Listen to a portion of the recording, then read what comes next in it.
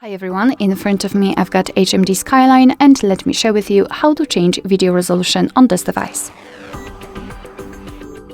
So let's start with opening the camera app. Currently we are in the standard photo mode, so first of all switch to the video one. Just tap on the video and if you can see the red color inside the shutter button, it means that for sure you're on the video mode. So now we have to open the options, so let's simply tap on this icon in the left upper corner, and right here we've got two bars connected with the resolution. We've got two options for resolution: 4K, which is currently applied, and 1080p. So all you can do is to choose between them, so let me choose 1080p. And thanks to it, we've got the additional option for frames per second activated, let's say. So in 1080p, we can choose between 30 or 60 frames per second. So the same situation, just tap on the option like to use. And if it is highlighted, you can be sure that it was applied.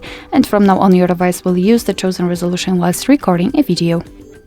Alright, so that will be all. Thank you so much for watching. I hope that this video was helpful, and if it was, please hit the subscribe button and leave the thumbs up.